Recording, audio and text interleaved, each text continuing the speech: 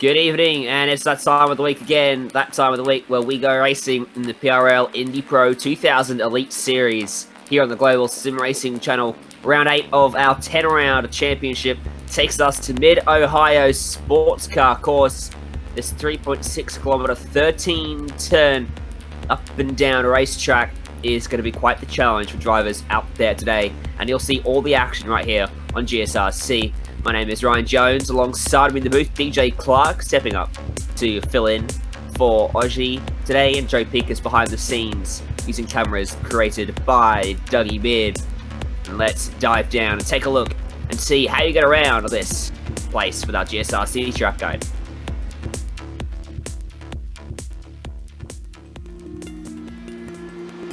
Welcome to the Mid-Ohio Sports Car Course. Located halfway between Columbus and Cleveland, Ohio, this track has become a road racing staple in the Midwest. Despite its name, one of the biggest events of the year here is usually the visit from IndyCar. The full 2.25 mile version is what is most frequently used, but it also includes a chicane layout and a short course. While each one officially has 13 turns, they do have distinct differences.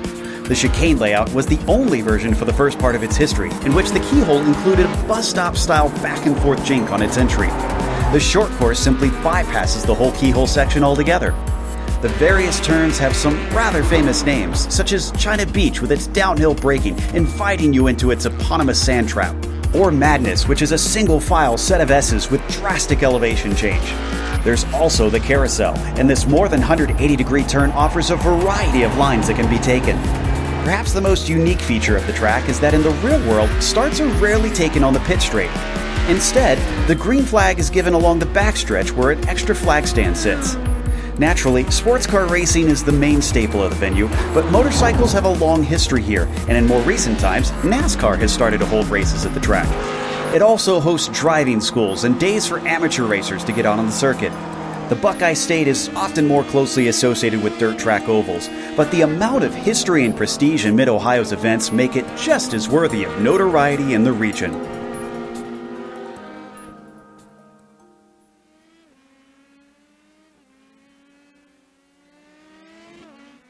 Welcome back to Mid-Ohio's sports car course.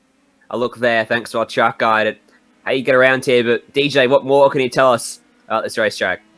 Well, Mid-Ohio is one of the absolute gems in the American road racing circuit. Some of the names on the circuit corners are synonymous with fantastic moves and a great history of racing, from the Keyhole to China Beach to Thunder Valley to the Carousel.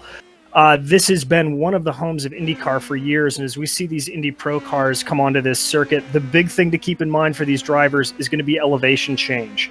There's a lot of undulation on this track and a lot of cresting right at the point of the apex of the corner, so you've got to be really careful getting the power down as you come through some of these windy sections. Going to be a little difficult to pass, but don't be surprised if we see some good moves coming into turn 2 where the Keyhole, or also down the long backstretch into turn 4 and around China Beach.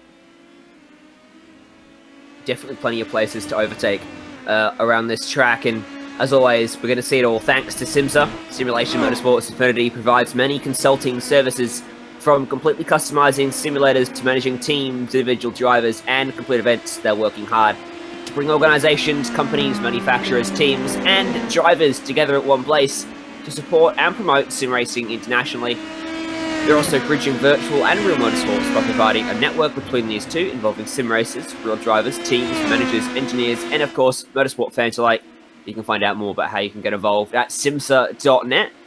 And you could have one of those glorious ad reads yourself. You can get your company involved with the Global SimRacing Channel, because with over 1 million impressions each and every month, it is a fantastic opportunity to get your brand seen by quite the large audience. Just head to the link in the description to find out more about that. But let's have a look at how our championship looks then. After completing 7 rounds, our driver standings are heavily weighted in favour of Greg Sykes. 33-point margin he carries, even after his troubles at Gateway, over Declan Eady. Nicholas Delp sits third ahead of Mark McDonald and Joshua Chin. What about the team standings, DJ? Well, Rust Racing still has over a 50-point lead on the rest of the field, but Team Talent 3 wide finally able to break up that Rust Racing 1-2, edging them out by 2 points. In fourth, La Bohea Motorsports, followed by Team Talent back with 72 points down. Definitely very tight in both championships. There's 2 rounds to go. There's still an opportunity for those orders to change around. Now, our race details, same as we've had all season long, but give us the refresher course on what to expect. Well, here at round 8, it's going to be a 45-minute race. That should roughly break out to, I would estimate, 35, 36 laps. It's open setups. Everybody can have whatever setup they want. Only cap is at a fuel level. There's going to be a maximum amount of 6.89 gallons in these tanks. You get a drive-through at 11x, disqualified at 20x. Obviously, bonus point for pole, fastest laps, and if you manage to get away with 3 incidents or less. Alrighty. Well, let's have a look at qualifying then.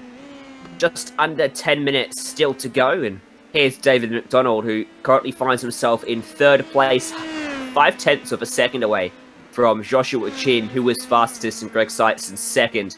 Those two always seem to be at the top on the road courses in this calendar. Of course, both roads and oval courses for the Indy Pro 2000 cars. Part of the Road to Indy ladder, so it's important for drivers in the real world to get a mix of both disciplines and carrying over into the Precision Racing League series here. Yeah, and obviously, as we saw a little bit of a mix-up last week at Gateway, this is going to be, I think, back to what we have come to account as for normal, is Joshua Chin and Greg Seitz battling for the lead. Chin right now having a slight advantage over him by about 1/10 of a second, but we still have about 10 minutes left here in qualifying, so plenty of time to move around. And Joshua Chin up at the top, sitting pretty, 1/10 of a second advantage over Greg Seitz and Declan Eady, who popped up there while we were talking. The man from Florida will come through the final corner. Very tricky little final complex here at Mid-Ohio. Can promote some awkward finishes. You've got a car right behind you coming to the line, because they might be tempted to have a look where the gap is not quite there. Greg Seitz finds an improvement, and he goes to provisional pole at a 16.011, and that's 0.3 of a second now he's got over Joshua Chin. That's an absolutely monster lap from Seitz there. Really, really just putting the power down and putting his stamp on this championship. He's been slipping a little bit as the lead driver here, but it's good to see him coming back and willing to stake his claim. Lyndon Swaby, 16th at the moment, needs to find an improvement. He does, goes 12th, immediately pushed back down to 13th and make that 14th. Declan Eady is currently 3rd, coming to the final sector himself.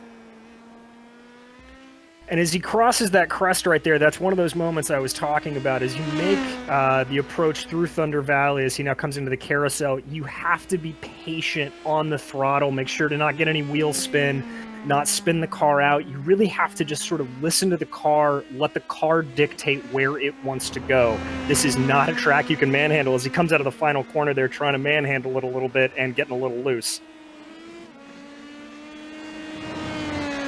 No lap time registered for him, unfortunately. David Soror, what can he do? As Seitz goes faster still, and he'll stay 4th. David Soror, 15.9 now for Seitz. And here comes Chin down through Thunder Valley, hoping to be able to pip Seitz here. That tricky left-right complex through the carousel. Let's see if he can make a... Does not have the time. It looks like he's way off the pace. Yeah. Warm-up lap or cool-down lap for him. He'll gear up for an attempt on this lap that he's beginning now. Still a couple drivers who've yet to set a lap time. Nathan Lewis and Michael Overbay. Mitchell Ian Green does have a lap time, and it sits him in 9th place at the moment. That is not the fast way through that corner, I don't think. And it's not. It's a 1 minute 26.9, so he's gearing up for a lap as well. Declan Eady outside row 2. This is his 5th lap of the session. He had a warm-up lap last time by, and this lap is a 17.1, so he's made a mistake. It's 7 tenths away from his previous best. Bob with Chin here. This is a good camera shot. Show you the elevation change of the circuit.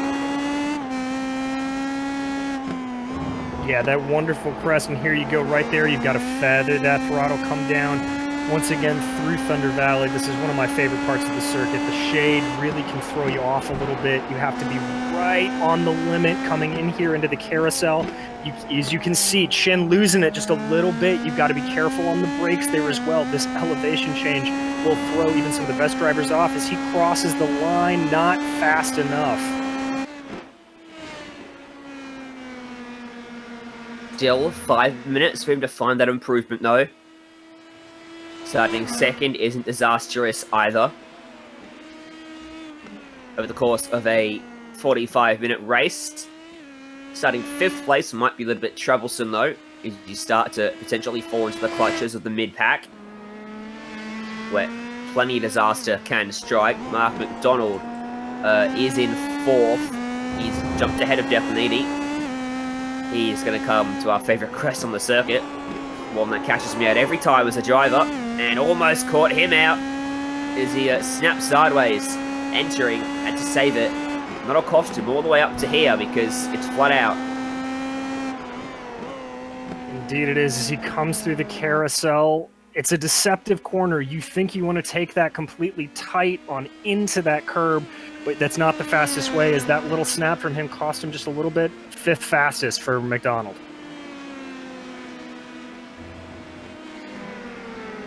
Who popped up ahead?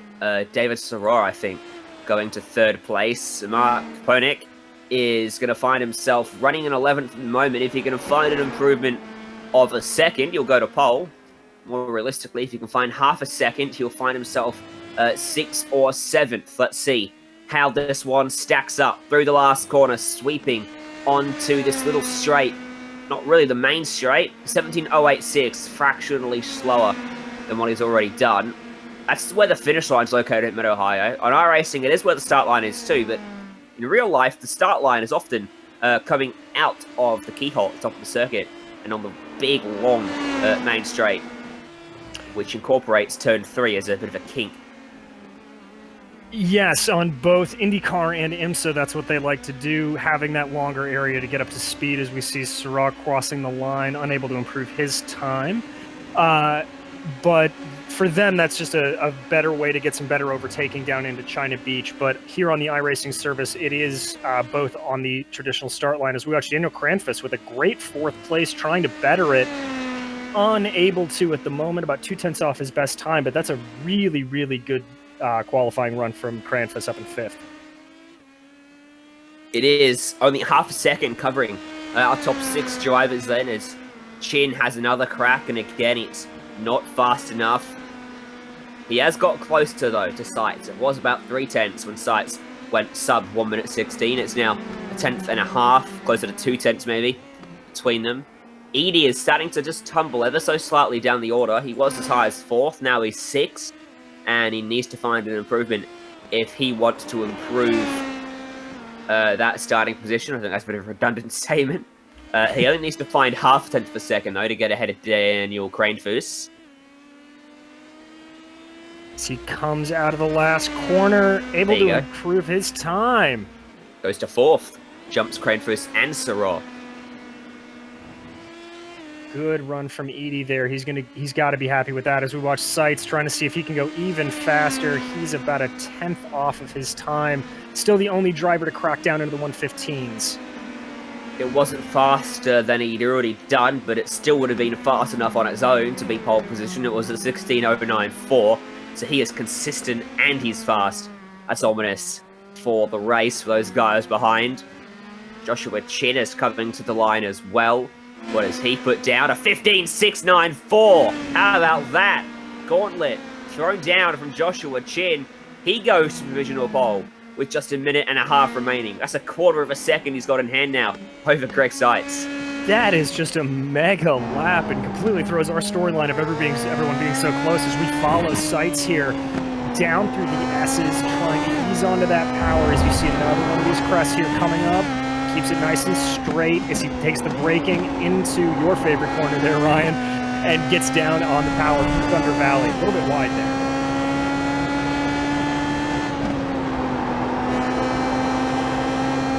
Car trying to under-steer away from you. As you come through here, he's going to set himself up for the late apex, get the power down, and hit it full throttle through the last corner and to the line. What's the lap time? It is not a valid one. He'll have one more attempt. I think he may have gotten a 1x off track when we were on board with him coming out of that corner onto Thunder Valley. That may have just been a clip too far. As Mark McDonald comes into the pits, it looks like, as we follow David Sirra as he makes his way down through the kink and into China Beach.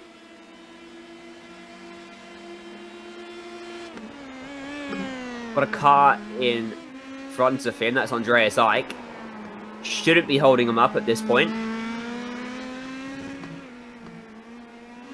No, I wouldn't might think give him so. A handy tow, though, down this next straight.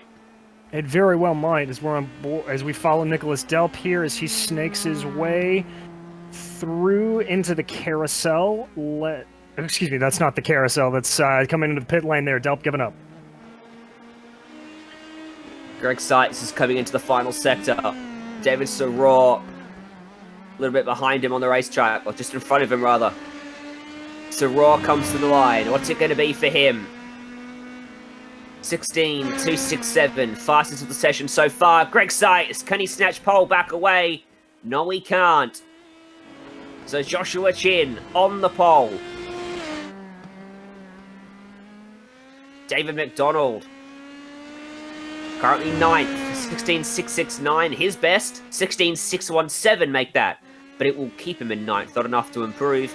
Aaron Rouse, can he find an improvement of half a tenth to improve his position? No, he can't. That's it. That's all our drivers in qualifying across the line. Let's take a look at how they line up, ready for round 8 of the championship in Mid-Ohio Sports Car Course. Joshua Chin has pole position with a stunning late lap, snatched away from Greg Seitz in second. Mark McDonald and David Sirra line up on row number 2. Declanidi goes 5th fastest in the end, after being up and down the timing sheets throughout that one. Daniel Cranefus in 6th, Mitchell Ian Green in 7th, Andreas Ike alongside him. David McDonald and Nicholas Delp make up the top 10. Starting in row 6, coming in 11th will be Mark Ponick, followed by Alex Guyon in 12th. 13th, Jean-Francois Matte, followed by Aaron Roufs. Armando Edwards in 15th, Lyndon Swaby in 16th, and then Nathan Lewis and Michael Overbay not making a time. I didn't see if they're actually going to be lining up or if that was a strategic call from them. In terms of strategy then, DJ, as our avid pit reporter for most of this series, what can we expect for the pit stop window today? Pit stop window is going to be another one-stopper, as we've seen time and time again on these road circuits. Look for, I'm going to be guessing, around lap 13 to 25. It's a bit of a big window, but they can make it work. I think the fastest way around here is, as we've seen, morning race like this, tire wear is not going to be that big of an issue. I think you go as long as you can. You try to draw out the fuel, and you put as little of the fuel into the car as possible, minimizing your pit stop time. See how that plays out. Rolling start, as always, for this series. We'll line up down the back straight, so only about half a lap to do under the guide of the iRacing.com Porsche pace car. 45 minutes, so an estimated race distance of about 20 or so laps in that region. Lap times a minute 15. Now, obviously, undercut versus overcut is a big talking point for drivers. We've seen both strategies, I think, work over the course of the season so far. At this particular racetrack, which one do you think is the way to go? I frankly think it may be the overcut. Mid-Ohio is not really known for its tire wear. It's a relatively non-abrasive circuit, and we've seen this car respond better and better with light fuel. And I think minimizing your time in the pit stall, taking on as little fuel as possible for your pit stop, is really going to help you. But we could see some guys try to do the undercut and make it work. If you remember back to Canada, Daniel Cranfuss, starting 6th, had a really, really great undercut strategy that he was making work to perfection until he unfortunately spun coming out of the hairpin with a couple of laps to go. But I think the overcut's the way to go, but I may be proven wrong, as I keep being during the course of this season. Say it with confidence, no one will know. Alright, coming to the green then. Pace car peels off to the left, that's your pit entry. Joshua Chin in control of the field, and away we go, Mid-Ohio. Good launch for Joshua Chin. As they settle in, single file behind him through turn 1, they sweep around. And now they run up the hill over the little crest. It's up towards turn 2. It's Mark McDonald showing the nose, clean through the first corner. That's right, and we're getting a little bit racy back here through the keyhole as we see Mitchell Ian Green and Andreas Eick trying to get a little too wide. Now, this is going to be one of the great passing opportunities to see what happens as Chin just starts to pull away, minimizing that draft from sights. That's key. He had a couple car lengths in hand, which served him well down the straight. Soror slides across the front wing of Declanidi, very close to contact, just holding on to that 4th position from which he started. And now over the back of the circuit, up and down and back and up and down we go again. Over the crest. This can really decide whether you keep your position or not when it comes to the last couple of quarters on the circuit. Side by side, Mitchell Ian Green and Andreas Eick. Eick able to find himself one spot higher up, making that one stick. Running now in 7th place. And as we continue to go here, Chin just pulling out that gap, as I think that was Sights running a little bit in the grass, just trying to get a better angle through turn 1. Chin at the outset of this race looks like he's got this in hand, but as we've talked about, this is a tricky, tricky track. You can make a mistake very easily here, so do not count anybody out as we continue to go along. To the top 2 there, relatively calm. Battle is for 3rd place. Behind them, Mark McDonald has got David Soror. Declan Eady for very close company. Soror had a little look up at turn 2, wasn't able to find a way to get the overlap and ended up losing out come the exit of the corner.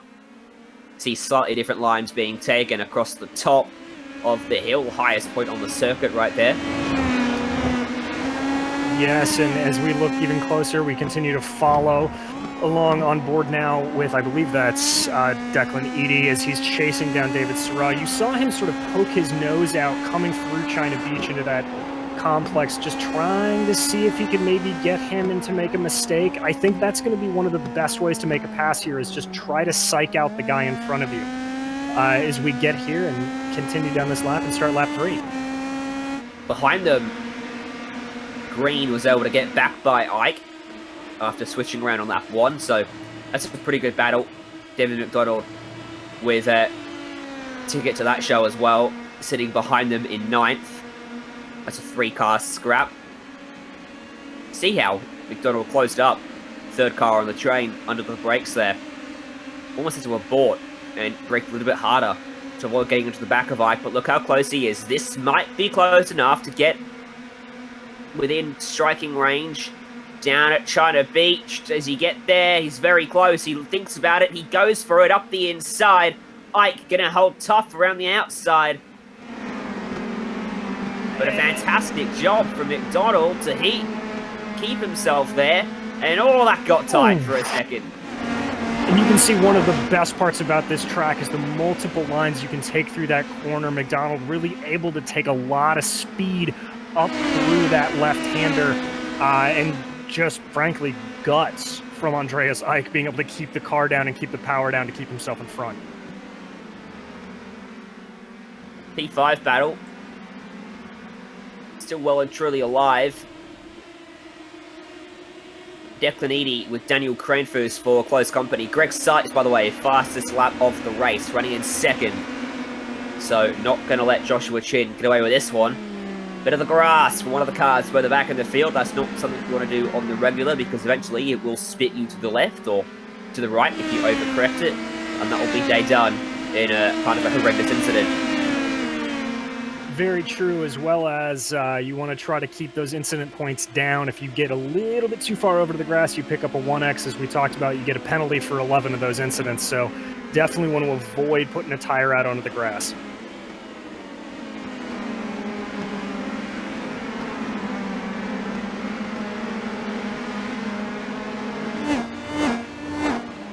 That's a cool shot. I've been keeping an eye on McDonald here. He was right under that rear wing of Andreas Ike up through turn 5 and 6. Just fell away through the Esters. Won't be close enough to make a move into these final 2 corners, which, yes, it's possible, but it's not the #1 place in the racetrack to make it happen. You don't wash off much speed into the left, and the natural racing line is quite defensive into the penultimate corner, so it is a little bit tricky unless the driver in front makes a mistake. It certainly is, and really the 2 best overtaking opportunities you're going to have on this circuit are going to be right where they are right now, as you see McDonald go a little bit wide there, maybe trying to get a different line, get a better run on Andreas Ike. So that's your first best opportunity into turn 2. And then down here into turn 4, as he's starting to close up a little bit, he may try to go for another move here. Dives to the inside, gets him into the corner, but Ike fights back once again. Oh, and he gets a little bit wide. That's going to let Ike pull away. Oh, he gets into him, turns him around. And there's contact. By Mark Ponick as front wing parts go flying. Ponick left with nowhere to go as Ike was stricken just off the racing line. And that'll be day done for Mark Ponick. Replayed on board with him. Really just unfortunate incident here for Ponick as he comes through. He can see the battle taking place up ahead of him. You can see the tap right here. Ike goes spinning round. Ike just trying to get it back, and Ponick nowhere to go, just slams right into him. 50-50 guess on which way to go. He guessed wrong. Unfortunately, they're the margins in racing sometimes. So back to live pictures. This is Armando Edwards and Aaron Ralphs. These guys are scrapping away for 10th position. Ralphs trying to fend off Edwards, and car just in front of them is Alex Goyon. He was a little bit quicker last time by, so he's got the pace advantage over that duo behind. Edwards might be about a car length too far back here to make it work. The draft effect really becomes powerful at the very end of the straight, so it can look for a while like they're not close enough, then suddenly they get very close and they have the look, but if you're just too far back, it won't work at all, really, as we saw there from Edwards behind him. No, it won't, and with the low downforce levels on these cars, that draft, he takes a little peek there trying to get around it. The low downforce levels on these cars, you're right, low downforce, low horsepower, the draft is really only going to come to effect at the end of that straight, as he's right behind him here again. He may have a look coming into the keyhole on this next lap if he can just kind of sit back through the carousel in turn 1 and just be a little patient. He may have a good move here coming up. He's definitely tucked up under that rear wing now. Certainly close enough. He's got to hold it through 1. Account for the aero wash he'll get. He does that well. Good exit as well. Here we go. Edwards, as you have a look up at turn 2, he shows the nose. He shows it again. And he goes for it, pulling the trigger. Outside will exit pretty well. And now it's a drag race. Back down towards turn 3 or 4. This is technically turn 3 there. Ralph's inside line, though, for Edwards, DJ. That's right. And Edwards takes it. And we're going to see if Ralphs can fight back. He cannot, as that's a wonderful move there by Armando Edwards. Really, really just keeping it in and keeping it solid. Brilliant overtake for him. Jump front. Read my mind. Jumping back up to the front of the grid is Joshua Chin, still has about a 1.5 seconds over Greg Seitz. Seitz putting in good times, but Chin, I think, just driving in his mirrors a little bit, making sure he knows where he is, not pushing too terribly hard, but just keeping him at bay. The lap times between them are ridiculously close, separated by half a tenth of a second, the biggest margin on lap 5, and then 100th of a second. You can see there, actually. how close they are on lap times. It is almost inseparable, never more than 1/10 of a second either way. So if Chin makes a mistake, he'll be under a lot of pressure. If Sykes makes a mistake, he might struggle to get back anywhere close enough to put the pressure back on. As that's a mistake, that's one of the RSR Esports cars running wide. Is that, I believe that's Declan Eady, as you see David Sirah making the move. Oh, big hit from the two of them. Ooh. Ow. That looked like it hurt for Declan Eady and David Sirah, both of whom were having a great race there. As we watch the replay, Eady just jumping out to the inside, really late on the brakes. Sirah recognizes it, comes back around the outside of that corner as they come down here, and it continues to be side by side, and right about here they're going to touch and send Eady spinning, and Sirah just there. Oh, heartbreak for the two of those drivers. Using Sirah's car like a launching ramp there. Definitely tumbling back down the hill in spectacular fashion. Just got squeezed. And watching that replay from Eady's onboard, I hate to use the phrase, but I think he's the victim of a little bit of netcode there, as it looks like that contact initiated without visual contact. Definitely could have been a little bit more room given though, either way. And if I'm Declan Eady, I'm hoping I'm not running a VR situation, and if I am, I'm definitely closing my eyes for that tumble. As we head back to live pictures, Daniel Cranefuss, Mitchell Ian Green, still locked in combat. Last time by, Cranefuss at 17.98, 17.5 Mitchell Ian Green. So he pulled in by 0.4 of a second. He did, and I wasn't watching to see where he made up the time, but if you look at that different line that Green takes through the carousel, taking it a little bit wider, it's the longer way around the corner, but it's able to get him on the power faster. As we look back, it looks like Andreas Eick actually able to get repaired and come back on circuit. That very much surprises me. He'll hang in there and try to pick up some points in his own championship quest. Every little point can make the difference when you get to the end of the season. But it will be a long, hard road to the checkered flag from here, with still 32 minutes left to go. It is already a lap down as a result of that. Aaron Rouse, Nicholas Delp, P9. Nicholas Delp trying to hunt him down. Rouse has gained 5 spots in this race. Delp is where he started.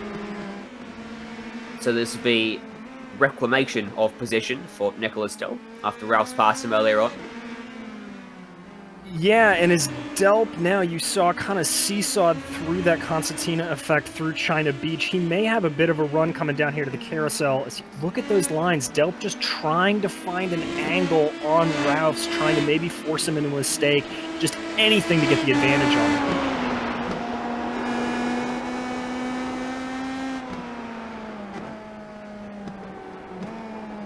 On board, looking over the left shoulder. As Rouse able to get a little bit more distance away from Delp through the carousel into turn 1. Rouse may be safe, at least for a corner here. We'll have to see how much Delp can close up coming down that back stretch. Looks like he might have lost a bit of ground on this lap. He was a couple hundred slower last time by.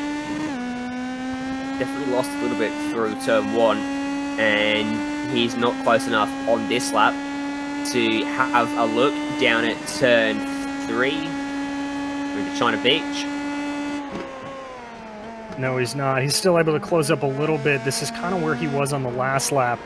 As you follow along, he's taking a little bit of a narrower approach through there. Now just following Rouse through the corners here, through the S's. Don't know if he's just trying to, as I said before, force him into a mistake by taking a slightly different line. He may be trying to get a little bit of clean air on those wings, get the power down easier, whatever it is. Delp just taking a slightly different line than what I would expect in that following position. Pretty close in front of them as well as Goyon and Edwards. both of these guys have picked up a few spots. Edwards is +7 and Goyon is +5 in this race. They are, and Edwards. A couple Edwards. of incidents so far, but been a good drive nonetheless. Wonderful drive for the both of them. As Edwards, if he can keep it through the keyhole, he may just have enough to make this work. Only about 3/10 back. I think that's going to be close enough to make the draft work. As we see him here come through the little kink on turn 3 and down into turn 4 at China Beach. He's closing in fast. Closing in fast. There comes the move right here. Oh, but shuts the door. Can't get it done. Good defensive driving there from Alex Guyon. Made sure he broke as late as he possibly could, so that if Edwards was going to outbrake him, he was going to send himself off the racetrack in the process. All he needed to do to hold on to that position for now. But 30 minutes left to go. Holding him off for that long is a very, very tall order. Probably only about 10 or so minutes away from everyone having made their stop as well, so that window will open in the not too distant future. Correct. As there you see Edwards getting very wide through the carousel. I think lost maybe a half a car length to Guyon as he tries to now make it back up through the draft on the main straight. We could see a move. Ooh. From my angle, it looked like he ran a little bit wide there. It wasn't as bad as I thought it was, so pardon me. Ooh. But we'll see if he can make another move work down here into China Beach like on the last lap. The key is to get the exit from turn 2, which is reliant on a lot of the times getting a late apex and making sure you're on that throttle earlier than the car in front of you. Edwards opted to follow in the tyre tracks of Goyon on that lap, and as you can see, wasn't particularly close. Heading into turn 4 behind them, it's Ralphs and Delp taking it away. That is the textbook of how to make that move work. Get a good run out of the keyhole, late on the brakes, into turn 4. As you can see it here, good draft, straight towards the China Beach, late on the brakes, get that inside line, and just power back through 5 and 6. Wonderful move there from Delp.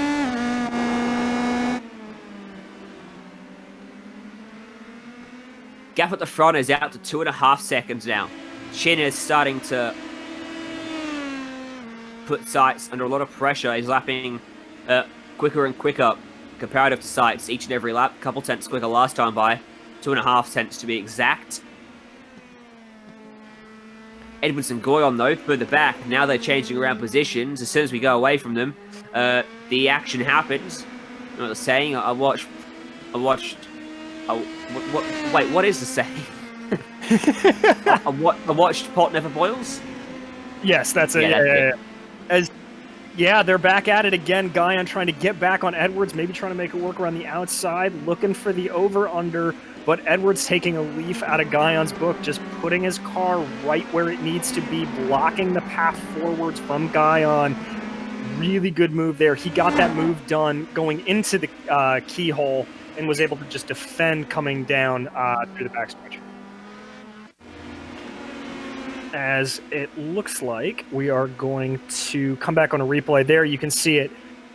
Good draft, late on the brakes into the keyhole, times it just right, but because he compromised his exit speed just a little bit, it gave Guyon the ability to come back on him, tuck back into that draft, but Edwards giving Guyon a taste of his own medicine. He gets to that inside line, holds it, doesn't let him get past him.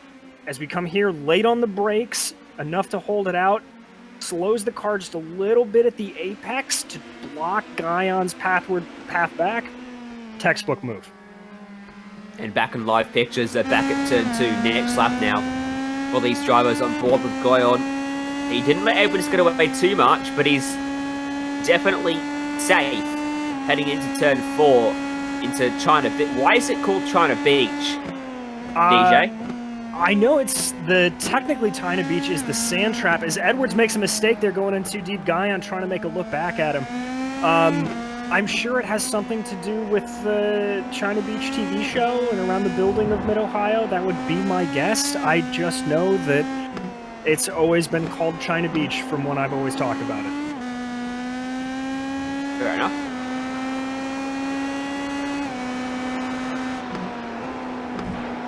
Google can help me out there. As we saw Edwards spalling a little bit wide down at turn 4, it put him on under a little bit of pressure. But thankfully he was on the inside for turn 5, so it wasn't much of an issue. It wasn't, and our director pointing out to us that it's also thought to be called China Beach because you will end up in China if you go off there with the deep downhill that sand trap takes. So that's another meaning of it. It's a lot like Camp Corner at Road America, that no one really knows exactly where it got its name, but that's its name.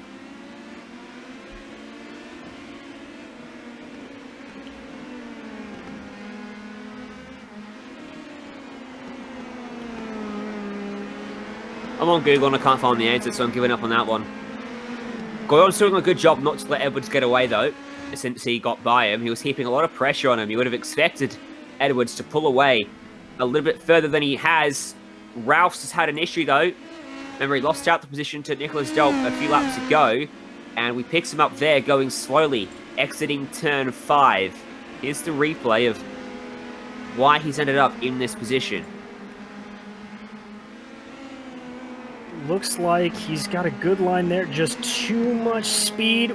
That's the problem we were talking about at the beginning of the broadcast. You put the throttle down too early through turn 5 like that. You get it early on that crest of the hill, and the car's just going to want to spin right around you. It's a tricky, tricky track, and you can never, ever take your eyes off the prize here.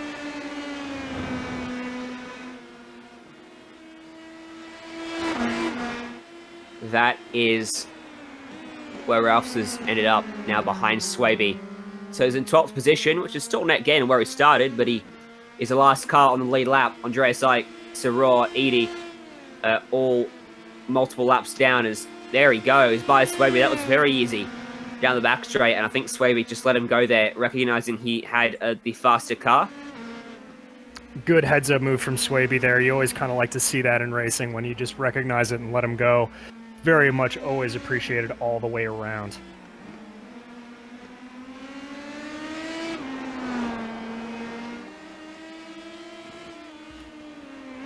You know, they say it's because the sand is from China. Yeah, as it was just pointed out to us, that they could not afford to get the sand from the States at the time the track was built because of the recession, so they got it from China, hence China Beach. So that mystery is solved for the day. Just someone tells us that's in fact false. But either way, we'll ring that as true, and if it's wrong, you can call us up to that. Gap at the front is now 4.3 seconds. Chin is really putting sights to the sword. Very much so. I've been watching his lap times. He's just smooth, consistent, not forcing the car. As we've talked about, the only way to get around this track. Dare I say it, it's a Scott Dixon-like performance around here, as this is one of Dixon's playgrounds. If you are a fan of IndyCar, Scott Dixon, one of the guys who just purely dominates here at Mid-Ohio, and Josh Chin certainly doing a great Scott Dixon impression today. Only thing that could make Scott Dixon better is if he was Australian and not Kiwi. Into pit lane comes Daniel Cranefuss. First driver that I've seen to make this stop. So in he comes, pitting from 5th place on the racetrack. And David McDonald right behind him. Both of these guys going for a little bit of an earlier stop than what I would anticipate. But Cranefuss, as we talked about earlier, one of the guys that knows how to make this undercut work, so we're going to have to watch their lap times as they come out in the same order they came in. Cranefuss ahead of McDonald, and they'll bleed out onto track right here. Right behind Joan-Francois Mattei, who we've not talked about all race long. I think the only driver we haven't talked about all race long, but he's running in 10th place. He's just had a quiet one today, been in a land of his own. But sometimes you get races like that, and they often are the ones that are your best races because, well, if you're out front or trundling along in a top 5 or top 10 position, you can stay out of trouble. Exactly. It would be interesting to see if he's pulling a Max Verstappen and so bored that he's telling his race engineer to drink water. Yeah. As we cycle back here, looking through to see if anybody else is going to be the taker on the pits, the top four, Chin, Sights, McDonald, and Green, not coming in yet. As we follow along here with Cranfus and McDonald still behind Matei, as they're going to be wanting to get those tires up to speed right around now. They should be up. So, Cranfus goes wide there through the corner, giving a little bit of an opportunity to McDonald. He may be able to get him through the keyhole if he's not careful. They might be up to temperature, but they might have a coating of grass on them as well, if you're Daniel Cranfus. Very much so, and I'm not a tire expert, but grass on tires is not helpful. Might be being held up a fraction by the dirty air from Jean-Francois Matei as well, who is running in 8th place now. Does that mean Swaby's pitted? It does. Swaby's in pit lane, rolls out of it now. Yes, he is. I apologize, I'm not sitting in virtual pit lane, so that one snuck on by me. Got to learn to multitask now, DJ. It's harder than you think, man. It's harder than you think. As we jump up here, still watching McDonald and Cranfus, if that dirty air is indeed disrupting Cranfus, it's pulling him back into McDonald's clutches here, but McDonald not really able to pull the trigger yet. It's just sort of going along at about that couple of a tenths of a second gap, just not able to close it down at all.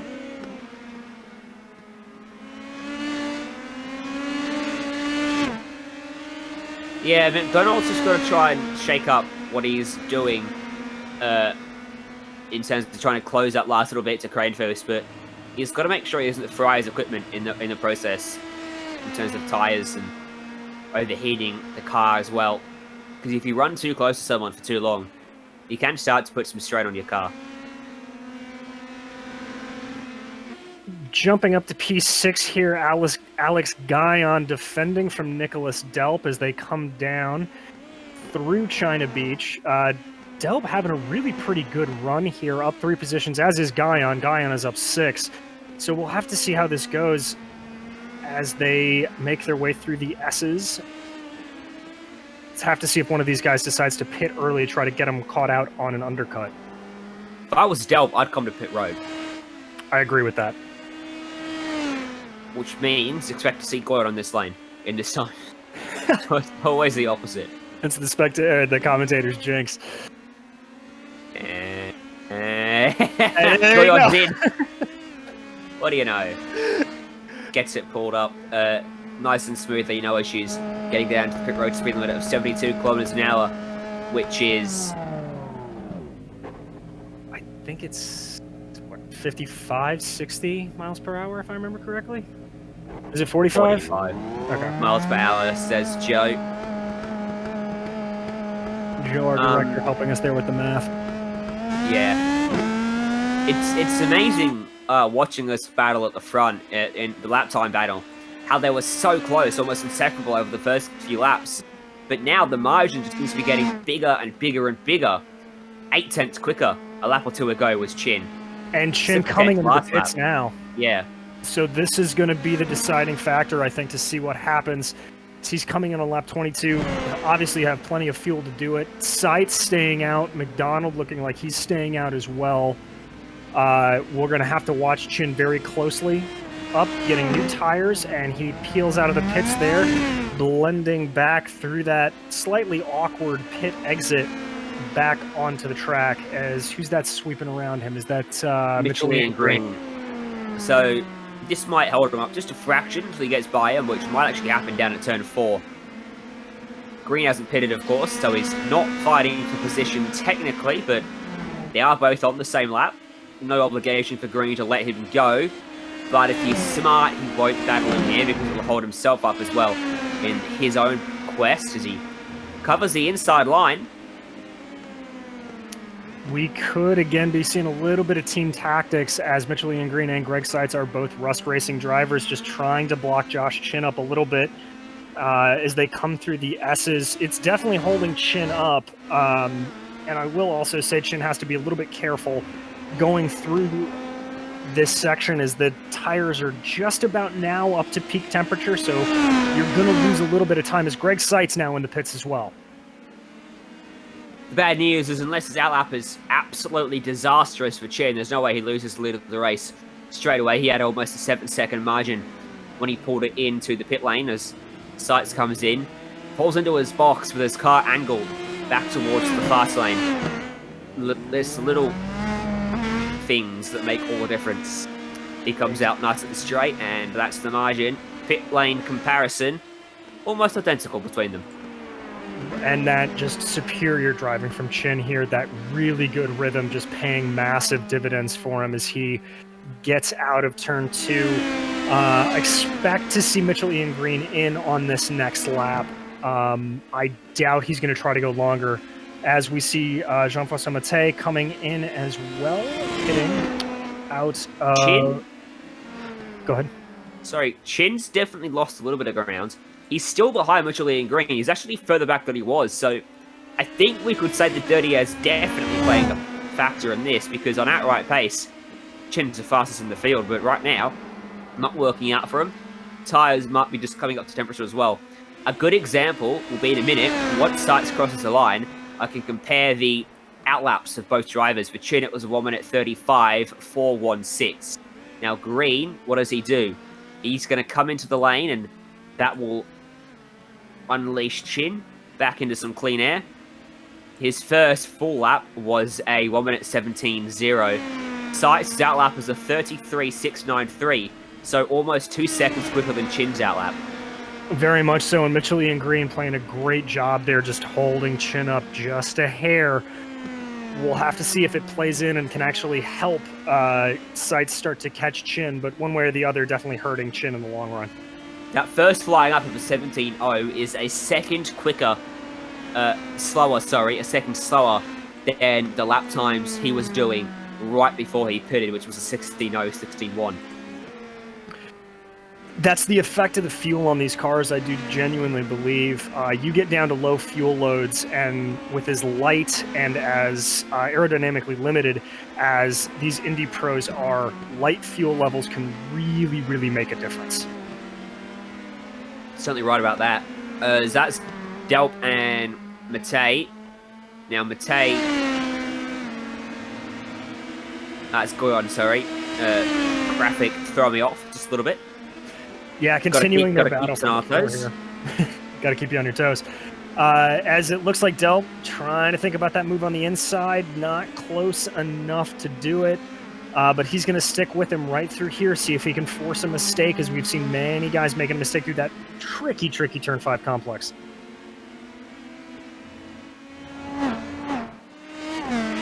That really shows the speed of the cars as they flash by the camera. Coming up and over the crest, 150 k's an hour, miles per hour there, 120, 130 almost on approach. Lifting off, not using the brake, now you're on the brakes for the penultimate corner. A couple different ways you can take it. Delp opting for the late apex, which he just misses, and then flat out through that last kink to the left and across the line. Yeah, about a second gap now between Guyon and Delp. That last little corner on the track, costing Delp some time as Guyon now pulls away. He may be able to pull away even further now, getting out of the draft. Yeah, you can see it there. That gap just growing up to 1.3 seconds as Guyon really putting the power down, starting to get away from Delp quite quickly here. Seitz's first flying lap was a 10th quicker than Chin's first flying lap, but Chin did a 16.370. The pitting a lap earlier means that Seitz is going to have to wait till tyres are probably up to temperature to find any sort of advantage. 16.7 on his next lap. So once tyres are up to temp, Chin is faster again. 4 tenths quicker now. Exactly. So he's pulled that gap out to about 5 seconds as Chin just can start to just manage everything and check in and just keep the power down the best he can here. It's a little bit curious, actually, that Chin isn't higher up on the championship order. He's just had things not quite go his way at times this season, and it's really hampered him. He's 5th in the championship. He's clawed his way back into the picture, but he's 43 points adrift. even if he wins the last 3 races today, next week, and the final round as well, he would need something to go wrong for Greg Sykes, akin to what happened at Gateway. Good news is that for him, our final round is at Lucas Oil Raceway.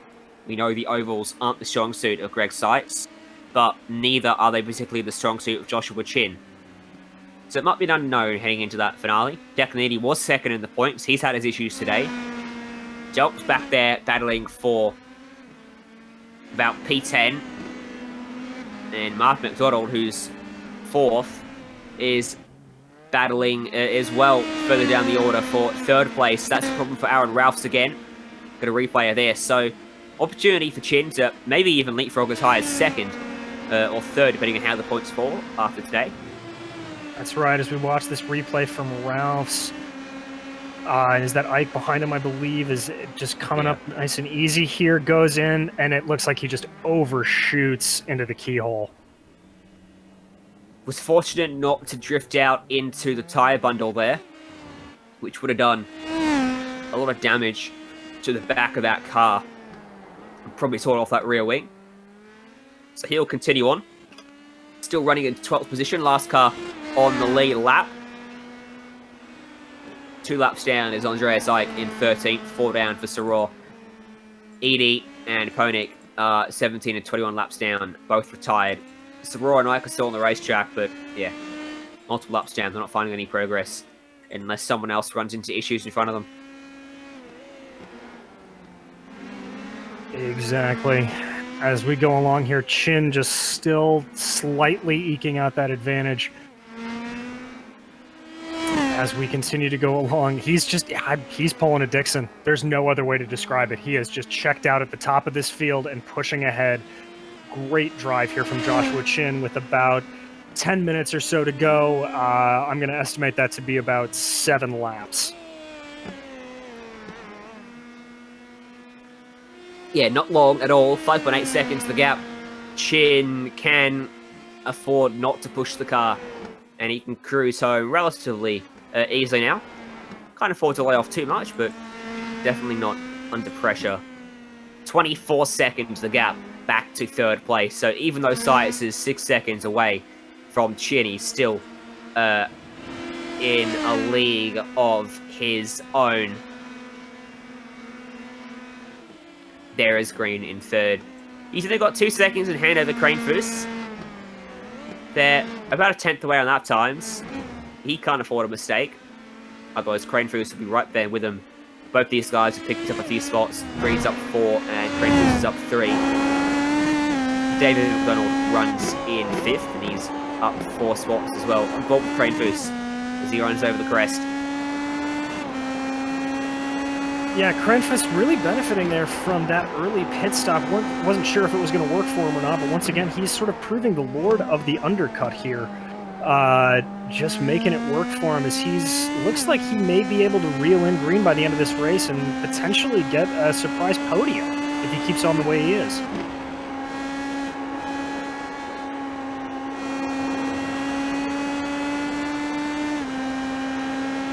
He's got to find a little bit more pace, though. He's not quite doing enough at the moment. Last lap, he was half a tenth quicker. But lap before that, he was about a tenth slower. His fastest lap of the race came on lap 6 for Cranefoos. Lap 17 for Green. It was about lap 20 for our race leader. So Cranefoos potentially not capitalizing on the lighter car quite as much as he could have been, if I was to try and find a fault in those lap times.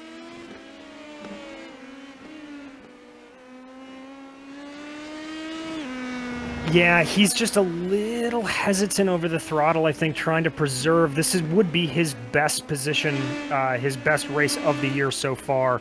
So I think for him, he's just trying to eke in on it and do the best he can. Fourth place for him, obviously not a bad result by any stretch of the imagination. 6 minutes to go now as we look back to David McDonald running in 5th, 2 tenths slower than Cranefoos up the road in front of him. In fact, a tenth quicker last time by. Lap times definitely ebbing and flowing between all 3 of these drivers.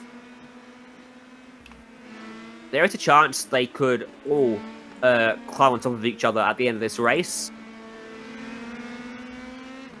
But I don't think at the moment that any of them are anywhere near close enough to be putting a lot of pressure on the next guy up the road. They are the closest battle on the racetrack, though.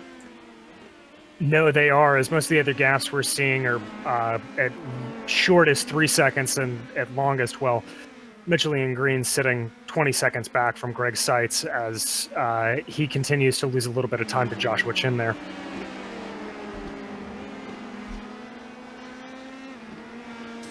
You can see there the gaps, 1.5, 1.6, almost the same between Kranefuss and McDonald as it is Kranefuss to Green.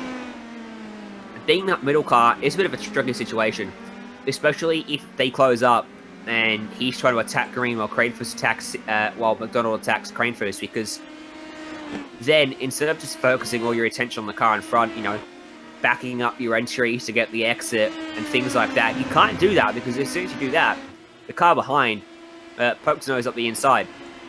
So, being that middle car, you want to get up there and catch before the guy behind gets to you. McDonald's still the fastest of the three. Kranefuss is still closing on Green. 4 minutes to go. Might be a little bit too little too late at this point.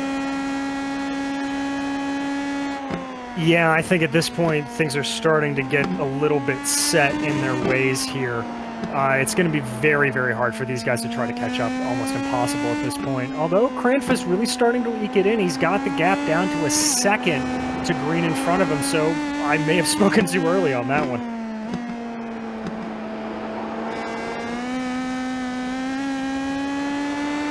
Looking back from the gearbox, Kranefuss makes a mistake. Green's got Andreas Ike right in front of him now. That'll slow him up just a bit through this final sector. Ike is 2 laps down, don't forget. Aaron Rouse is also 4 laps down now, so he's made it just 11 cars on the lead lap, has our race leader Joshua Chin. Through turn 1, that'll hold Green up just a bit. Ooh, a little bit close on the exit of the corner. 17.397 for Green, 17.8 for Kranefuss, so not a good lap for him.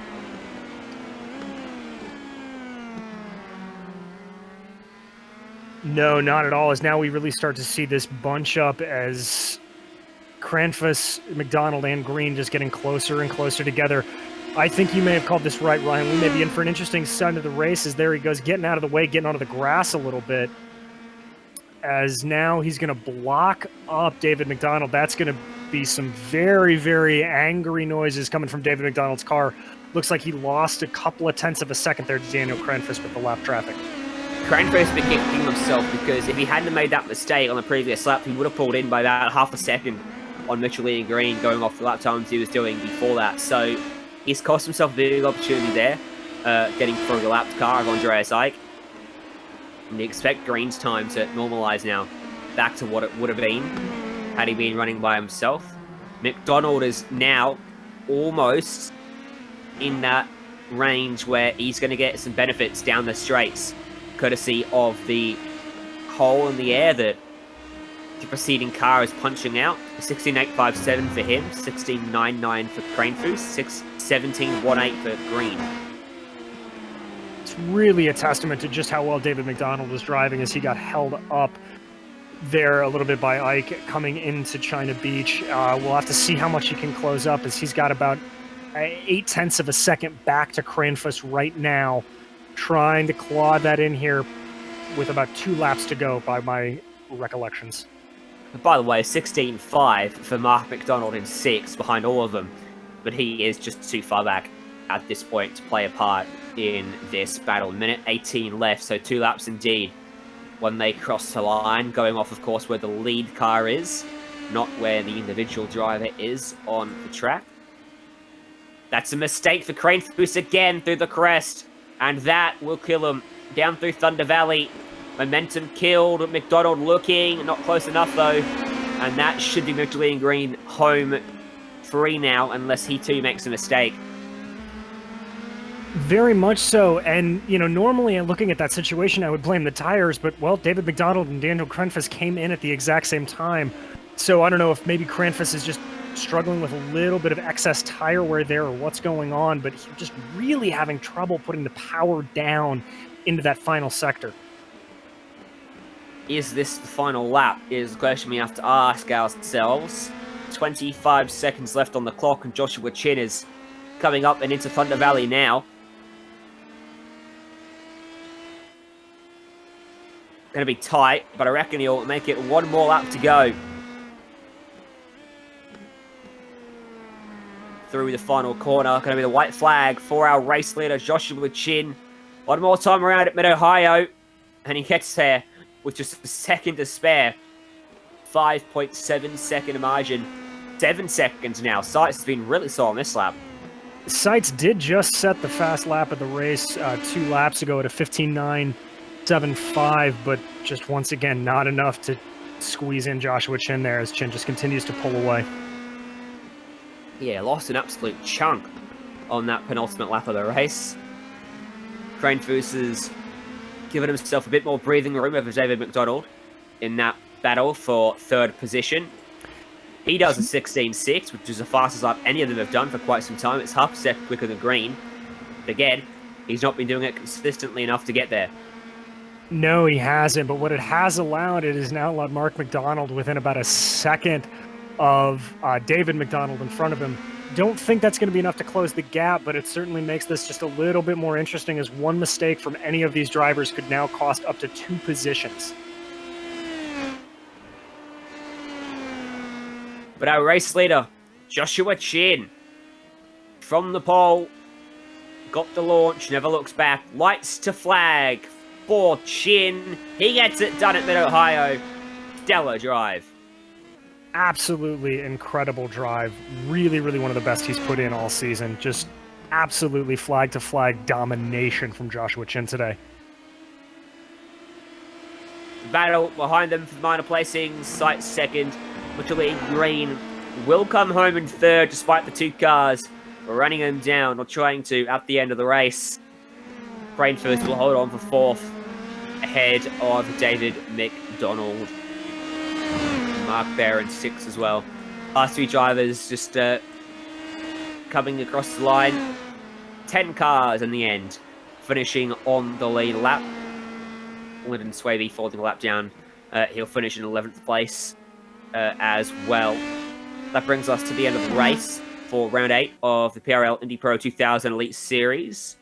We'll go to a break here on the Global SimRacing Channel, but stay with us. When we come back, we've got your post-race results and interviews on the other side of this.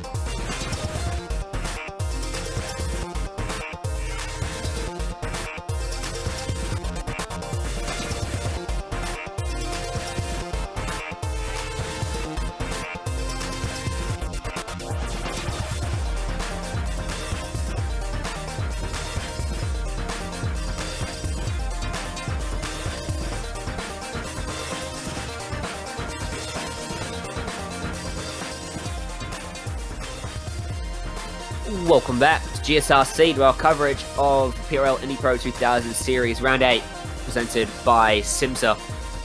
And here are your full results at the end of the 45-minute race. Joshua Chin 7-second winning margin. Driver of the day for sure. Greg Sykes home in second. Mitchell Ian Green in third. Daniel Cranefus and David McDonald making up fourth and fifth. And then Mark McDonald home in sixth ahead of Armando Edwards. Alex Goyon in eighth. Nicholas Delp home in ninth. And Jean-Francois Mattei finishing in 10th place as the final car on the lead lap.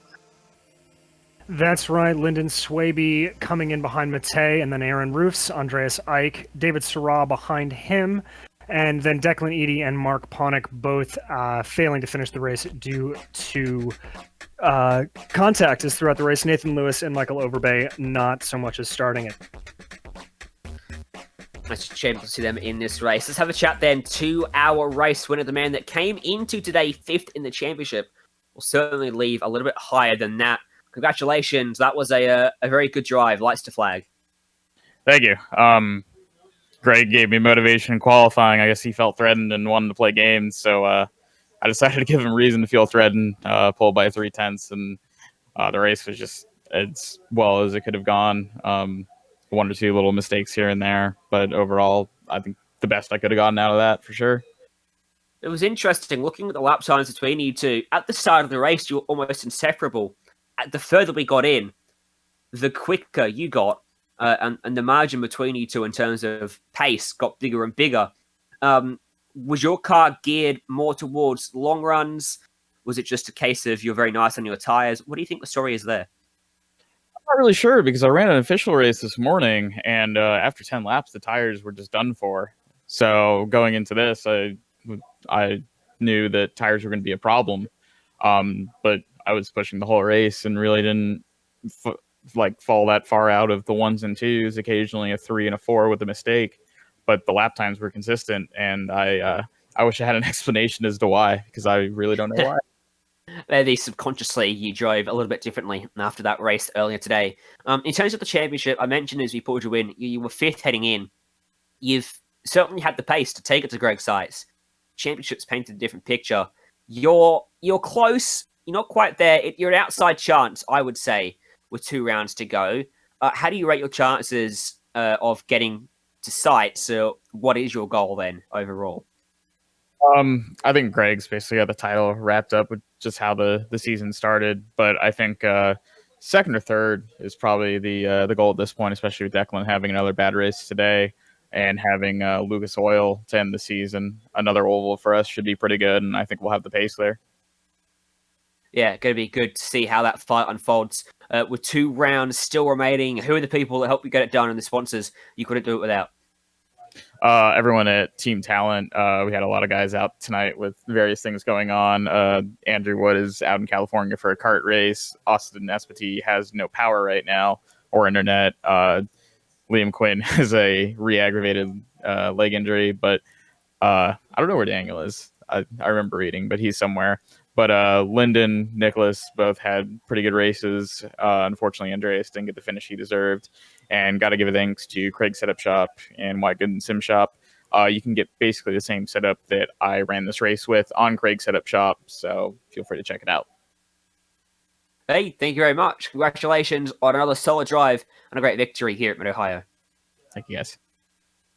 Now, that was your race winner, Joshua Chin, coming home 7 seconds clear of Greg Sykes. Home in third place, though, Mitchell Ian Green, and he's setting by with DJ Clark. Mitchell, great third place drive from you. A little bit of a quiet result, not really enough to catch up with Greg and Josh, but how was it out there for you? Yeah, it was good. Once Declan and I'm not sure who he collided with, once they took each other out, it was pretty much just rust from second to fifth. So we kind of just held formation until the pit stops and went our separate ways with strategy, and somehow I ended up in third place. Well, for most of the race, it was pretty quiet, but it definitely looked like Daniel Cranfus was giving you a little bit of trouble there at the end. How were you managing? Yeah, Dan had a ton of pace tonight. I definitely wasn't able to catch him. But once I got in some clean air, I was able to put in some quick laps and jump him in the pit stops. Yeah, well, next week we're headed overseas, as it were, to Suzuka. How do you like your chances? How do you like Rust Racing's chances? I like Suzuka. It's obviously a legendary circuit. This car doesn't really do down. I guess it's not really like a downforce car, at least the way that I think about it. But we had to pack it on for this circuit for the first time this season, and it handled okay. So I'm betting that we're probably gonna have to do something similar for Suzuka as well. So should be interesting. I got you. Well, before we let you go, anybody you need to thank tonight? Yeah, I just want to thank my team, Greg especially for showing up. He had a pinched nerve in his neck tonight, so he wasn't even sure if he was going to show up, and he still showed up and took home second place despite that. So props to him, and thank you for my whole team. They really helped me with the practice and the side-by-side stuff. Thank you to our sponsors, Simsa and ButtKicker, PRL, of course, for putting this all together. You guys for broadcasting, and my family for watching always. Well, thank you, and congrats again on third place. Well, Ryan, it was the race that we were kind of hoping for. It was a Scott Dixon-inspired race, as we kept saying as it went along. Yeah, stellar drive. No one was beating him today, and he'll look to carry that form into the final two races of the championship. But it brings us to the end of our broadcast today. Thank you, of course, to Simsa, who promote the series and sponsor it all season long, and Precision Racing League for putting it together, and the companies that give us all the software and the hardware for our broadcasts, and June Lalonde provides the music. You can see the screen for how to get a hold of all of them. A team with me today as well, Joe behind the scenes and DJ next to me. Thank you to you two for being here for this one, helping put on this show. If you want to find out more about GSRC, you can find it at globalsimracingchannel.com, or you can check out our social media on Twitter at GSR Channel, Facebook at Global Sim Racing Channel, and Instagram at GSRC_Graham. Don't forget to subscribe to us on YouTube so that you don't miss a moment here on GSRC. For upcoming races, check out what we've got on your screen and mark them down. But for tonight, thanks for joining us, and until next time, race clean, race hard, and we'll see you on the track.